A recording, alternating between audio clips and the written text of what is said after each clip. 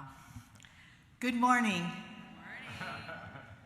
My name is Lisa Brown Aiken, and my pronouns are she, her, hers. I have the joy of serving on your Board of Trustees.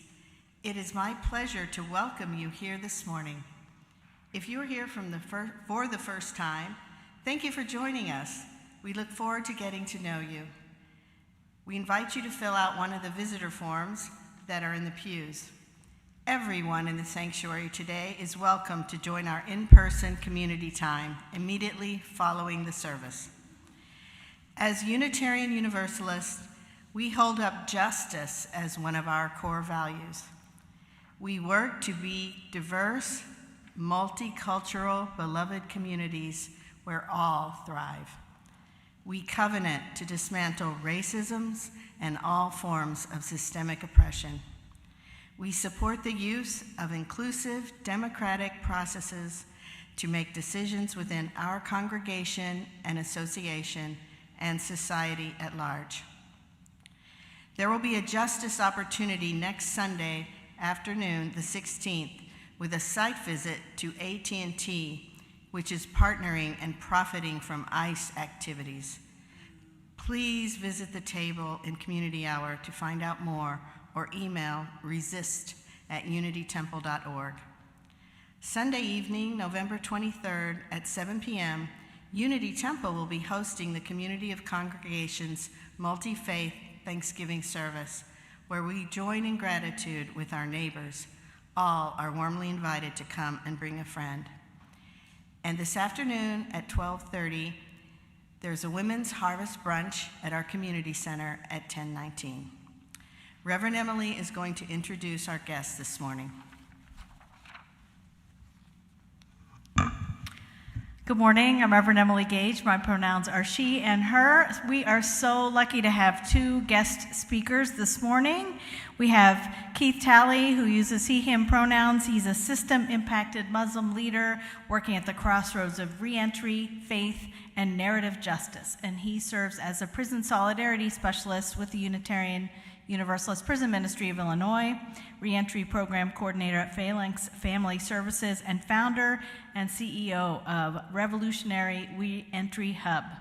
Introduced to UPMI through the Pen Pal program, while caged, Keith found not a call to conversion, but a deep alignment of values. Today, he works to build bridges between spiritual traditions and to transform how we see and stand with those returning from prison.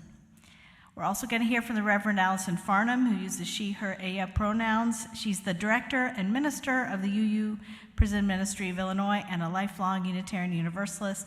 She is dedicated to the vision of collective liberation, one mindful act of care at a time. Keith and Allison.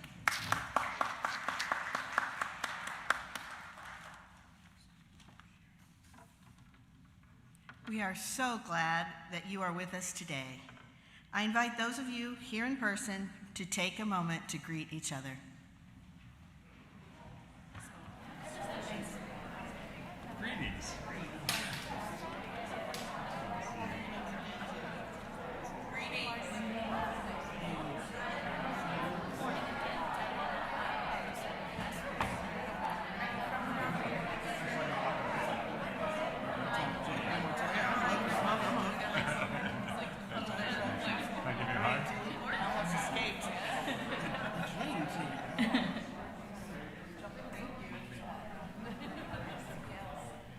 Our chalice lighter this morning is Anita. Anita likes to garden, she likes to see plays, and she loves to puzzle. Please join with me in the words of our chalice lighting. We are Unitarian Universalists. This is the church of the open minds, the loving hearts, and the helping hands. We take care of the planet Earth and each other.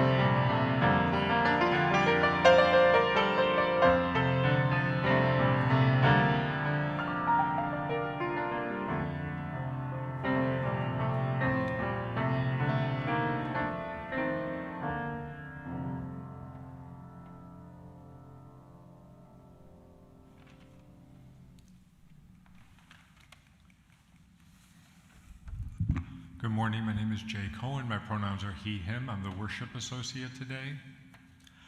You may or may not remember this, but back in 2004, Gavin Newsom, who was then the mayor of San Francisco, defied California law and allowed same-sex couples to marry in San Francisco.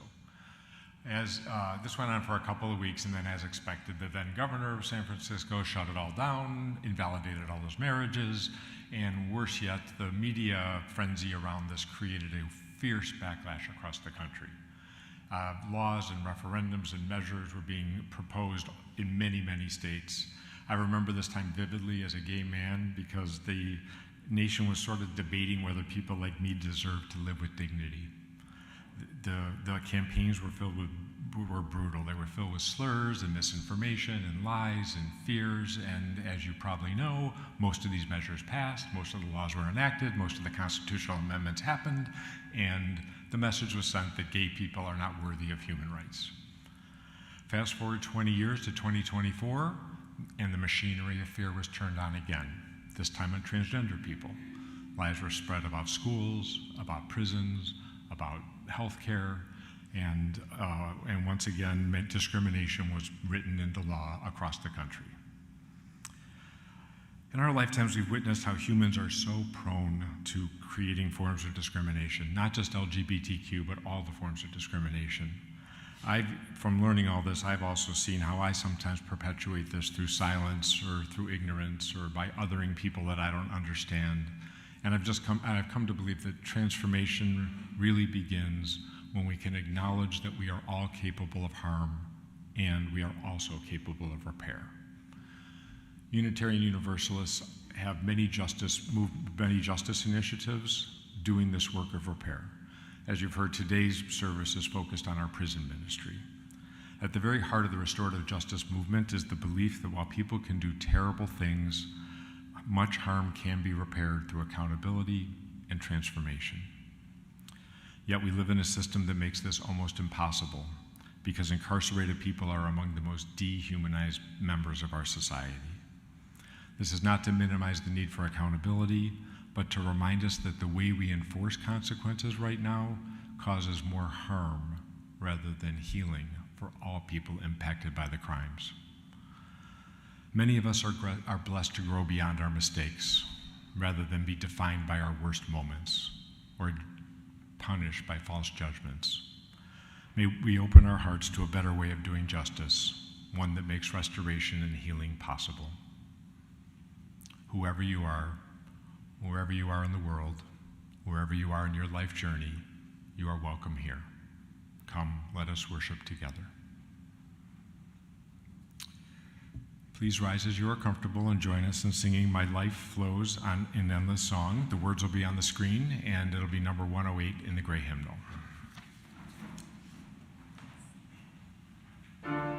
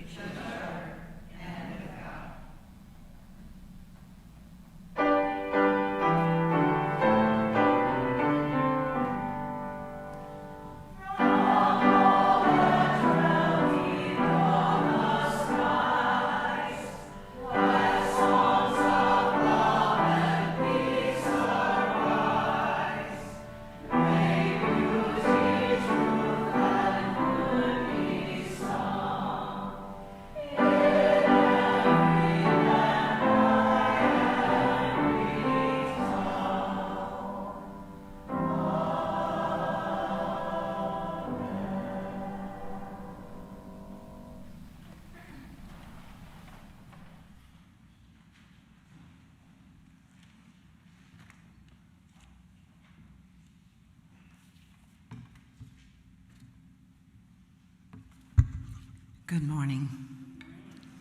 My name is Diana Coates, and my pronouns are she, her, and I'm part of our spiritual care team. It's a time in the service when we celebrate our joys and sorrows, as love is the doctrine of this congregation. So if you have a joy or a sorrow and you want to share it in the service, you can come and write in the binder, which is outside the doors here. You can also email it in to spiritualcare@unitytemple.org. If you'd like to talk, let me try that again. If you'd like to talk to someone about something you're holding on your heart, we're available, the spiritual care team, and that's also at Spiritual Care at Unity Temple. There are no joys and sorrows, although some may say the snow and the coming snow is either a joy or a sorrow. I think those little ones up there would say it's a joy. So that's it for our joys and sorrows this week. We know that some of you are holding joys and sorrows in silence, and we invite anyone who has a joy or a sorrow to come forward and drop a stone in the bowl of water. Where there's one here, there's some in the back. Just follow the people that are moving if you're new and you'd like to do it. We invite you to engage in the spiritual practice of silence as we do this shared ritual, and after we will sing Spirit of Life. Let's begin.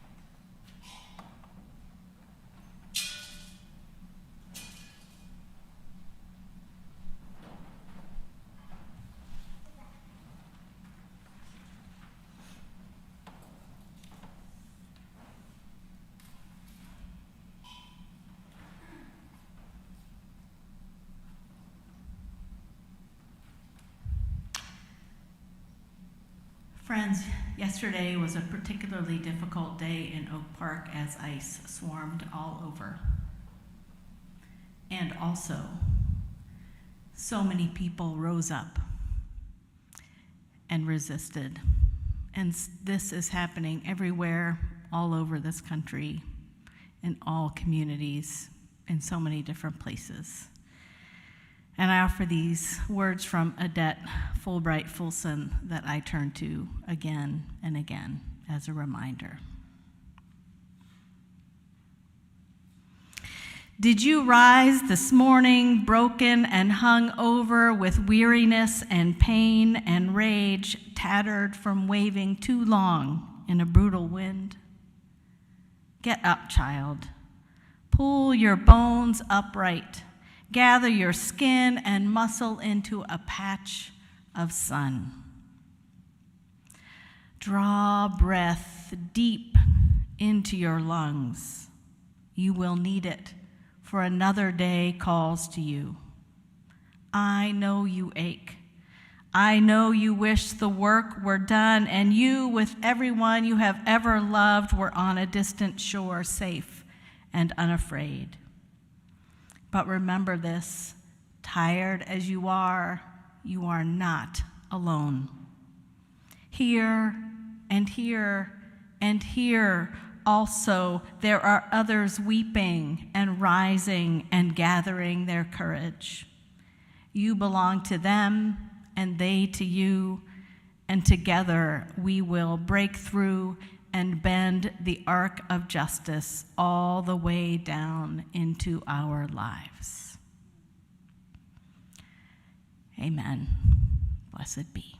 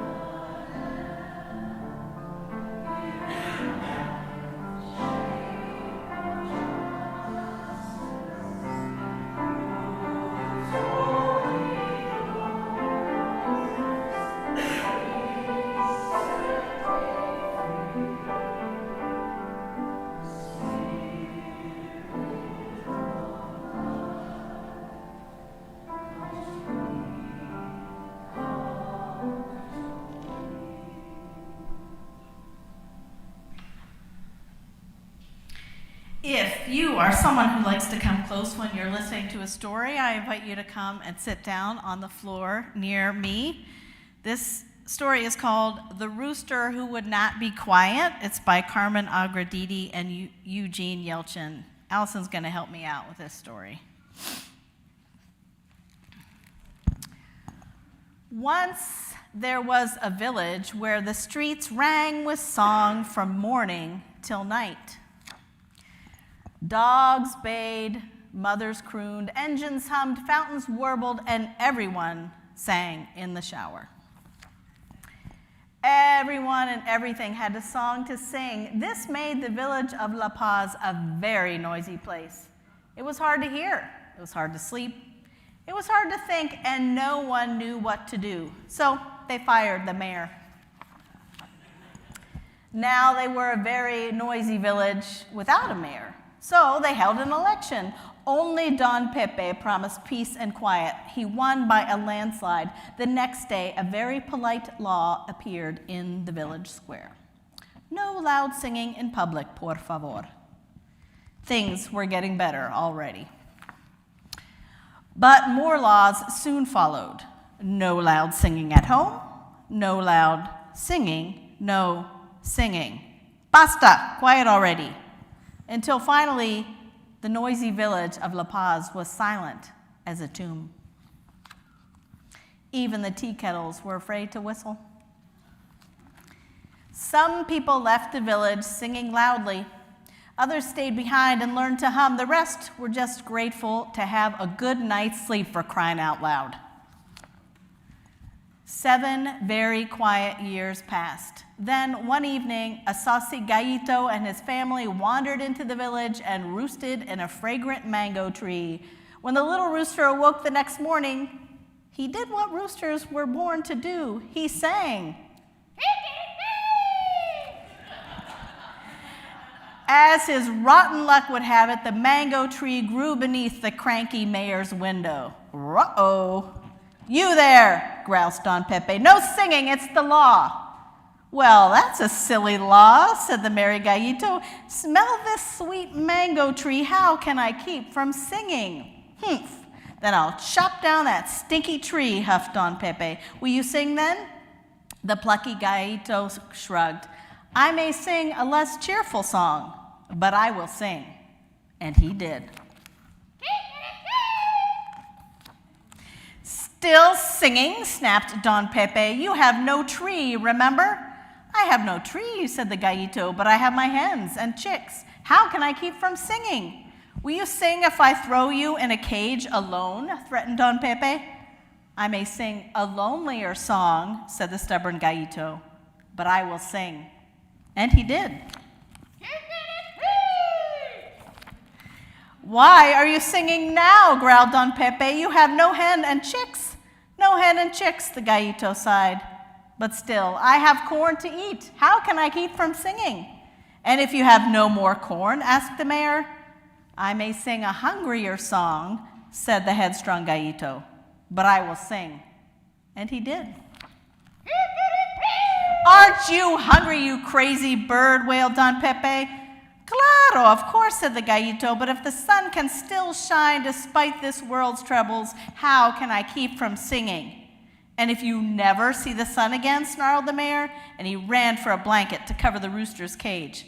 I may sing a darker song, the brave gallito called out after him, but I will sing. And he did. As the gallito's song echoed down the soundless streets of La Paz, it stirred an old familiar longing for a time when everyone and everything had a song to sing. Not so with Don Pepe. Singing gave him indigestion. The next day, Don Pepe stumbled out to the yard in his nightshirt. He tore away the blanket and pleaded, You have no tree to roost in, no hen and chicks to comfort you, no grain to fill your belly, no sun to drive away the shadows. Why, oh, why are you still singing? Promise to stop, and I will set you free. One by one, a quiet crowd began to gather in Don Pepe's yard. I sing for those who dare not sing or have forgotten how, said the gallito. If I must sing for them as well, senor, how can I keep from singing? And if I have made you into a soup, the mayor thundered, I suppose you will sing if you are dead? The entire village held its breath, waiting for the gallito's reply. Dead roosters sing no song, he said. Ha! crowed Don Pepe. Sure he had won. But a song is louder than one noisy little rooster and stronger than one bully of a mayor, said the gallito, and it will never die so long as there is someone to sing it. And there was. Adios. Once again, there was a village where the streets rang with song from morning till night. This made for a very noisy place to live, and that's just the way everyone liked it. The end.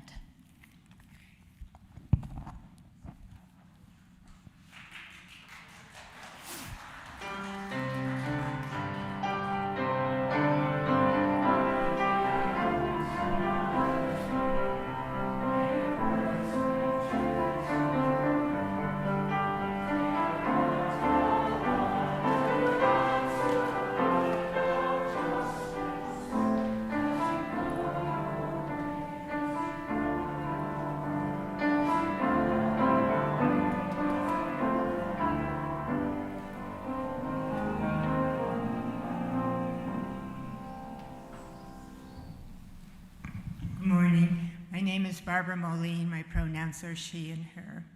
Each week, Unity Temple splits the offering, one half supporting the congregation. Directions for donations are on the screen and in your order of service. This week, no surprise, the other half will go to the UU Prison Ministry of Illinois. I serve on the steering committee of the UU PMI and also coordinate its Pen Pal program that serves over 180 individuals incarcerated in Illinois prisons. We believe that everyone is better than their worst deed, but folks, our prisons are hellholes, inflicting long and permanent punishment with very few avenues for parole, reconciliation, restorative justice, and rehabilitation. The UUPMI seeks to build awareness of the system, advocates for reform in partnership with other organizations such as UUANI, provides support to persons leaving prison, as well as offering group services within Cook County Jail and Logan Women's Prison. Please give generously, and may we be transformed by our giving, and may the world be transformed by our gifts. Thank you.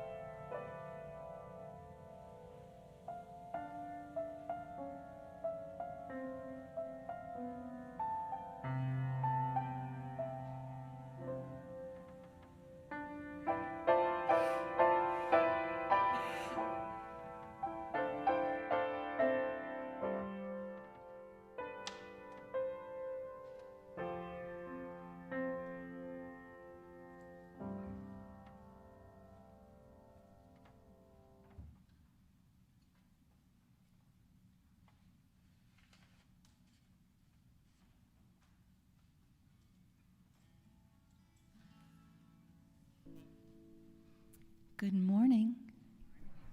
So nice to see you all.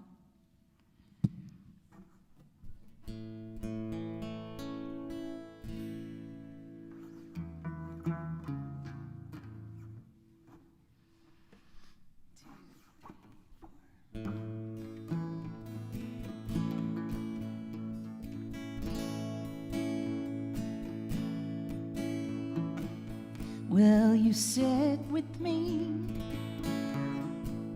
Will you sit with me just for a little while? I know there's a world we're fighting for. Comrade, I am hurting. Comrade, I am hurting. Just for a little while, I know there's a world we're fighting for. I'm not running away. No, I'm not giving up hope. But I am feeling tired. Just for a little while, I know there's a world we're fighting for.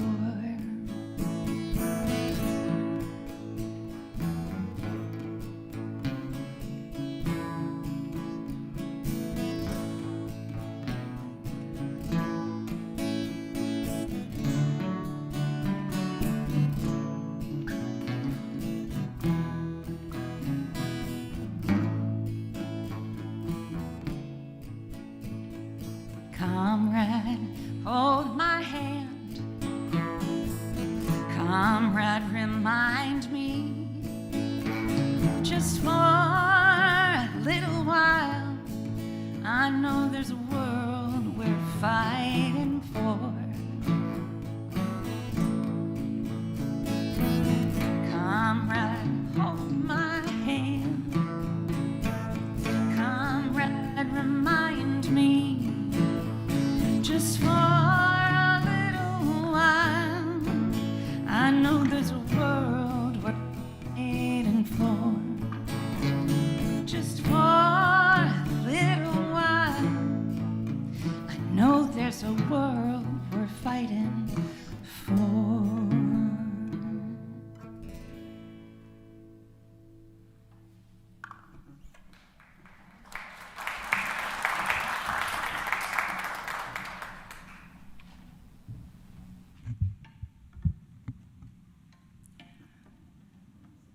The Walls.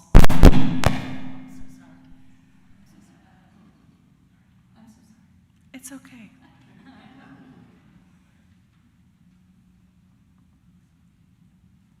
This is a poem written by Anthony Talib Bell. You'll hear a little bit more about him from my comrade, Keith. He wrote a poem called The Walls.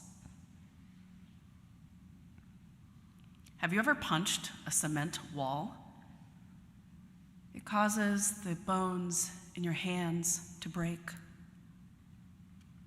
What do you think happens in a cage with 4 cement walls? Something worse than your bones break. A piece of your soul is taken away. The lights dim and the shine fades. Tomorrow becomes today. A story is told in the wrinkles. A tale is told in the gray. And the only emotion you know is hate. And you begin to fight against the walls. You fight until everything you know is gone. Until no sense does it make. Until you break. And the only things that don't hurt are the walls.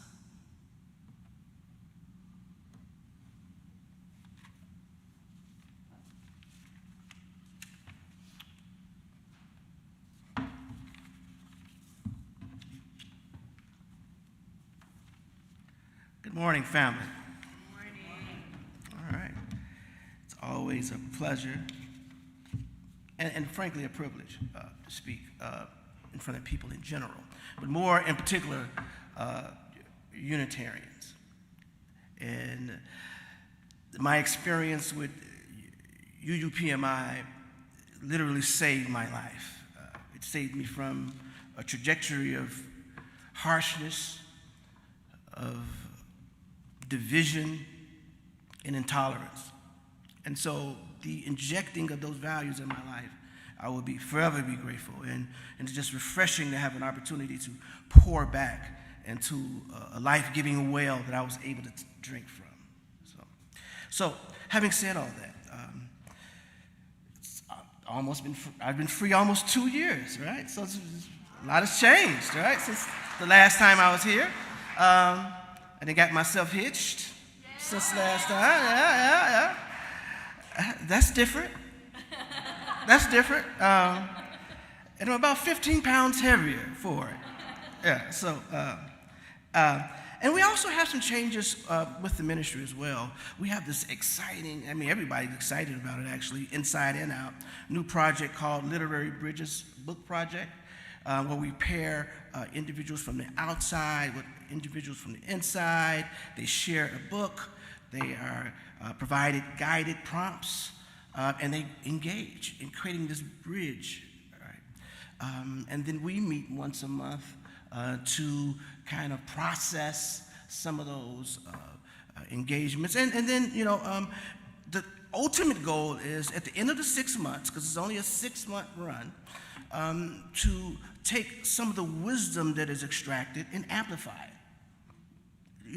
to other Unitarian communities and the community and the world at large, right? So we provided you with just some brief insight of what that is. It'll be in the community room. It's a handout. This fall cohort has already started. We're already locked in. However, we want to keep you interested because we have another one coming up in the spring and summer. And so if that's something that you think you want to do, just contact me. My contact information is on the flyer. So the walls, right? And this poem was powerful. So I was given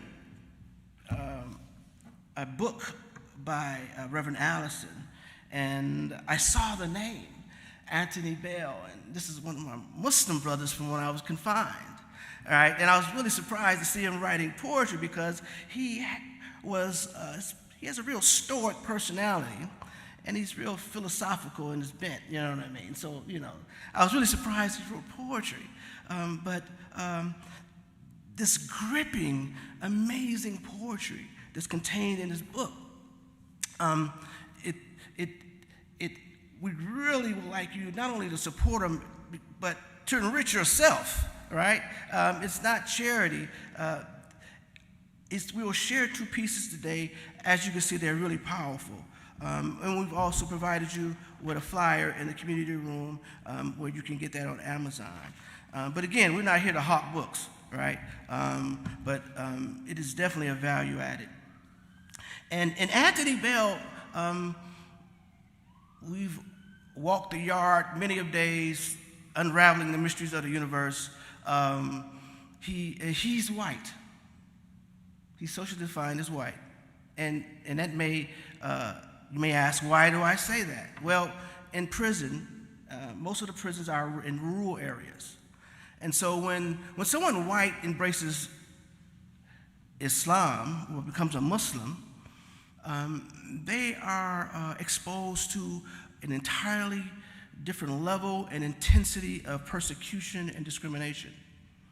You see, the staff and the guards see their embracing of Islam not only as a cultural betrayal, but a betrayal of whiteness. And so jobs, assignments, opportunities are not provided for them. And so as a community, we really have to rally around them and really support them as they exercise their values and their commitment.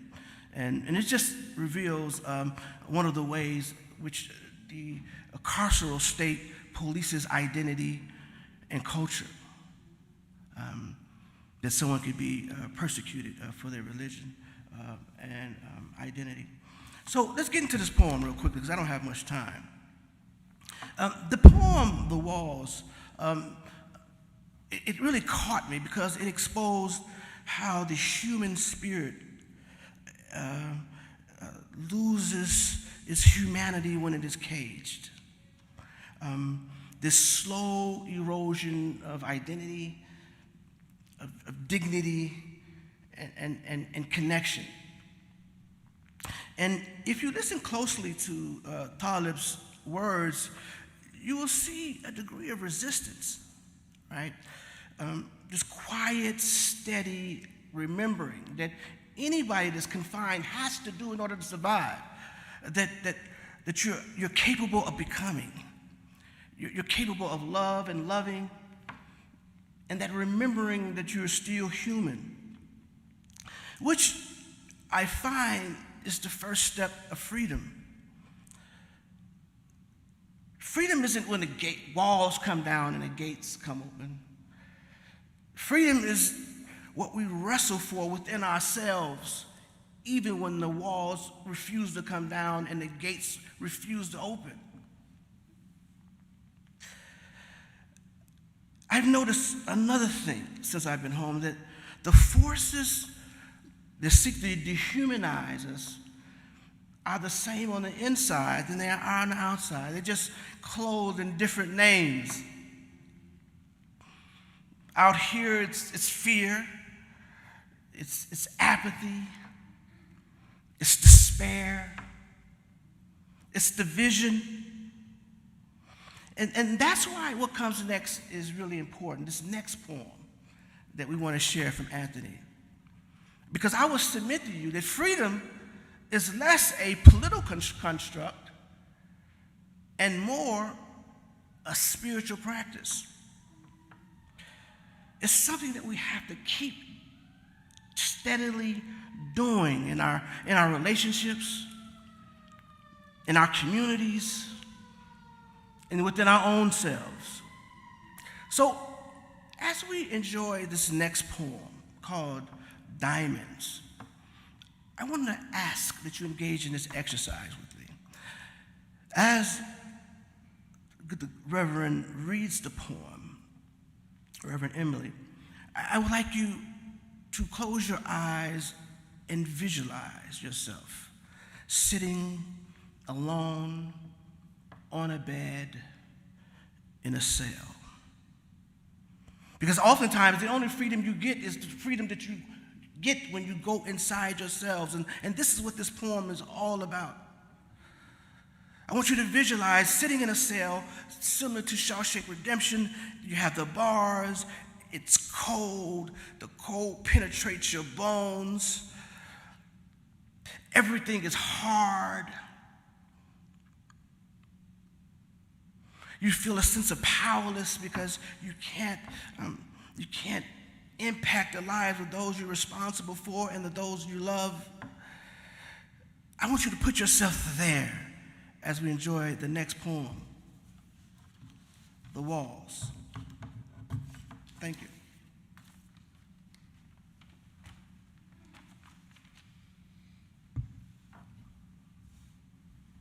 Okay, you have your assignment. Here's the poem, Diamonds. I gaze upon the sun rays dancing like diamonds on the river. Inside these diamonds, I see freedom flicker. Escape into the diamonds only for a moment. I feel love. I feel compassion. I feel a sense of warmth that hasn't been felt for so long. I feel the hard shell around my heart begin to dissolve. I am snatched from my daydream by the sound of keys jingling in the distance. Reality is such a cruel mistress. She brings the gray back into focus. I feel the concrete at its coldest. Every day I gaze upon the sun rays dancing like diamonds on the river, because inside the diamonds I see freedom flicker.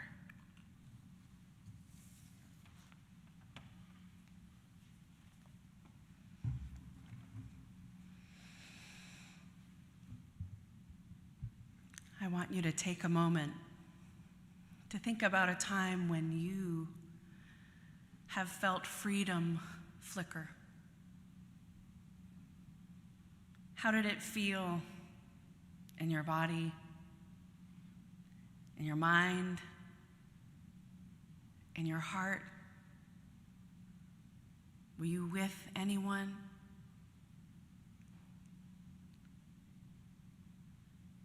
Just imagine what you saw or felt, tasted, smelled, heard.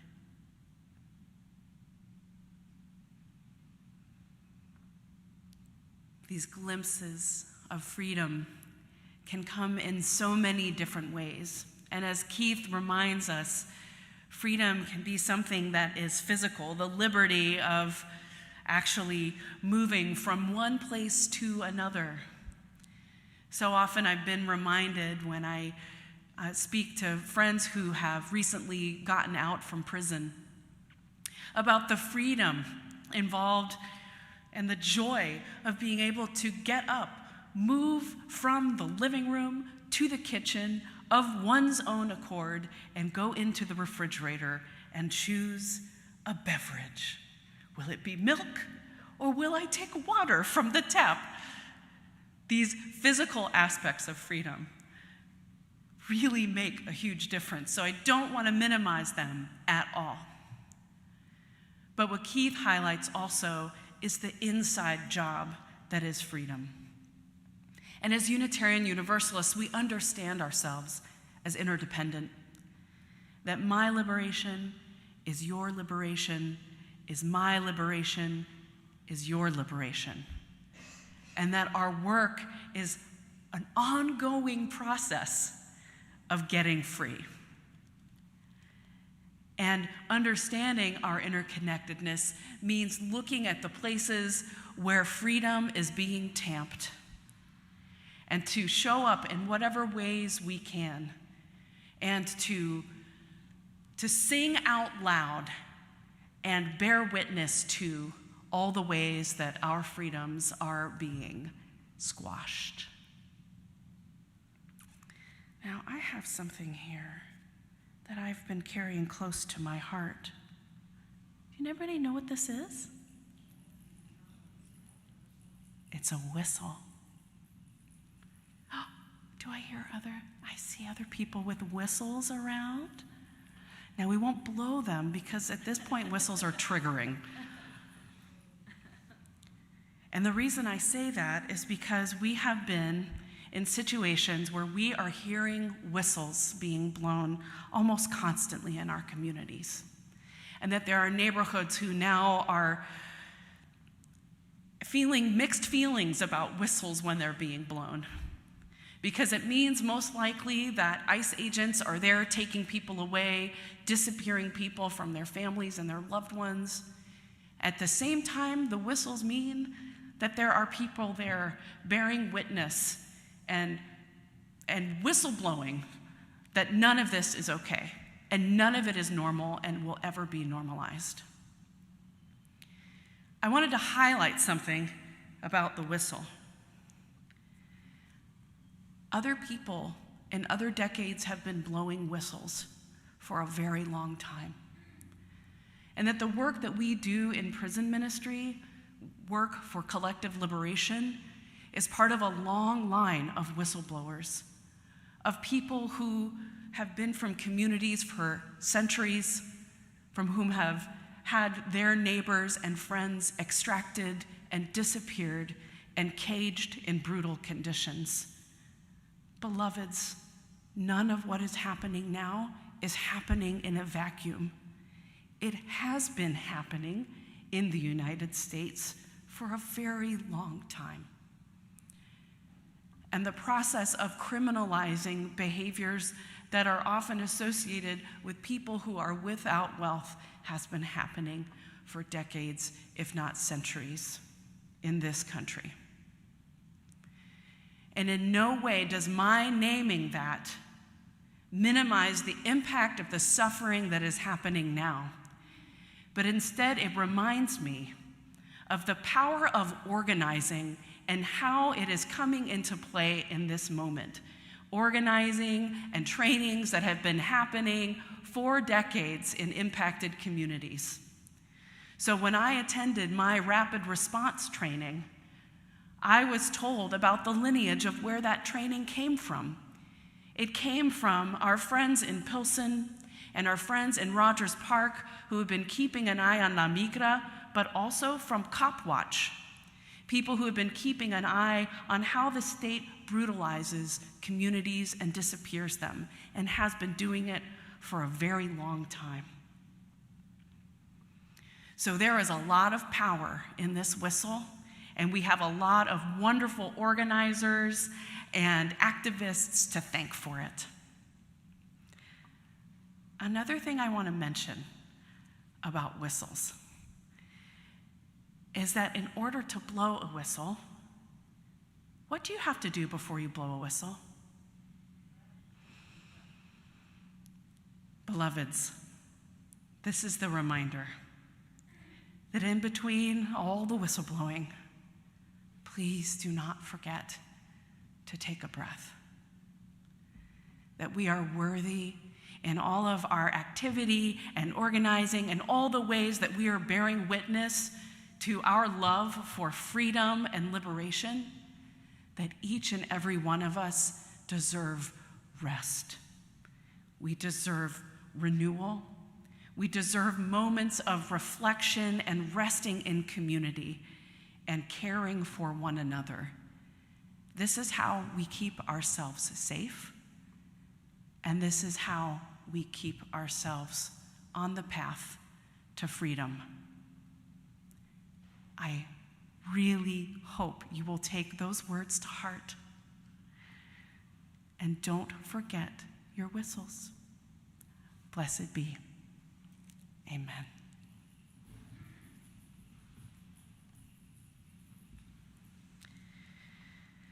As we reflect on liberation together, we join in singing. How can we keep from singing? Yes? So we must continue to exercise the freedom of lifting our hearts in song. Even sometimes when you don't believe the words you're singing, to insist on singing them anyway. So will you please rise in body or spirit and join in singing hymn number 1035 from our Teal hymnal, Freedom is Coming. Oh yeah, thank you.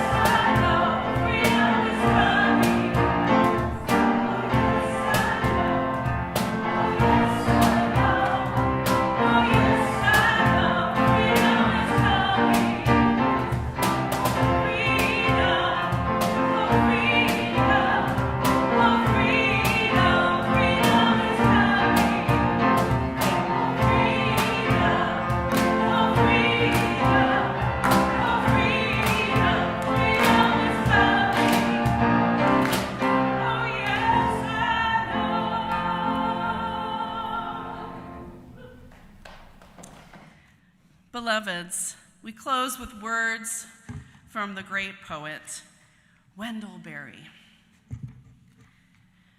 When despair for the world grows in me, and I wake in the night at the least sound in fear of what my life and my children's lives may be, I go and lie down where the wood drake rests in his beauty on the water, and the great heron feeds. I come into the peace of wild things who do not tax their lives with forethought of grief. I come into the presence of still water. And I feel above me the day-blind stars waiting with their light. For a time, I rest in the grace of the world and am free.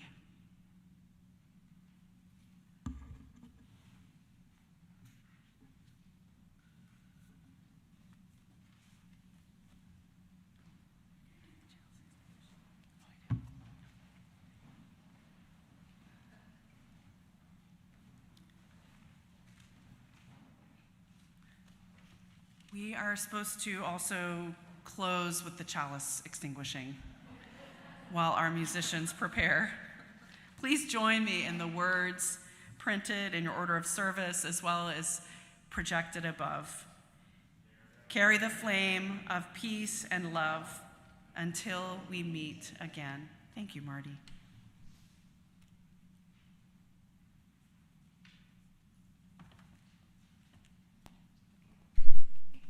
Just checking this time.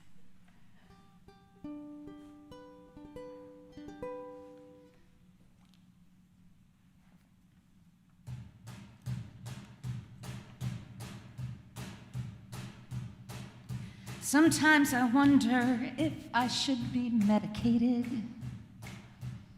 if I'd feel better just slightly sedated.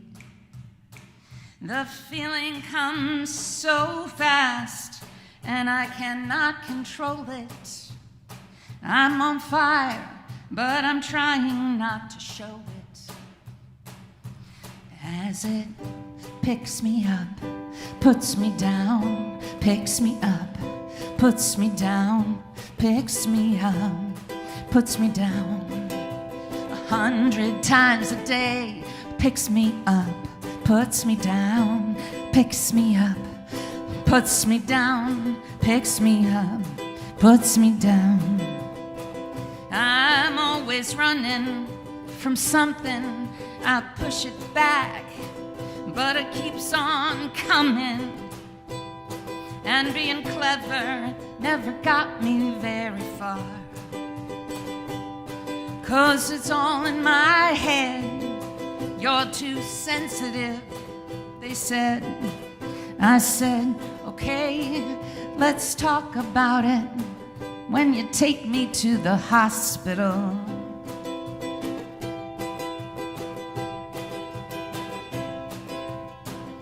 Because it picks me up, puts me down, picks me up, puts me down, picks me up, puts me down. 100 times a day, picks me up, puts me down, picks me up, chews me out, picks me up, spits me out. 100 times a day.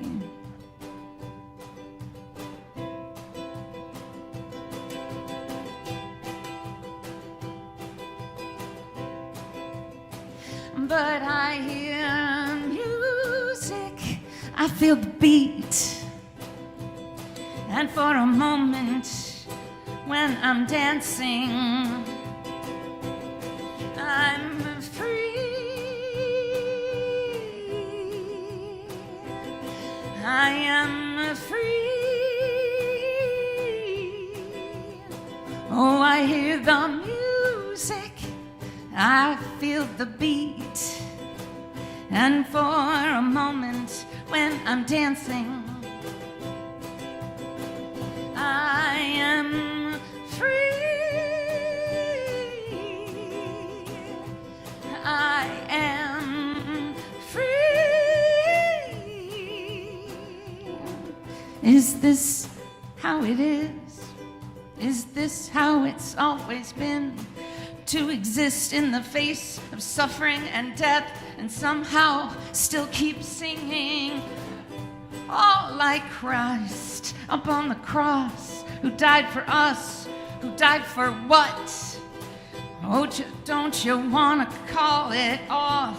But there's nothing that I know how to do but to open open up my arms and give it all to you. I hear music, I feel the beat, and for a moment when I'm down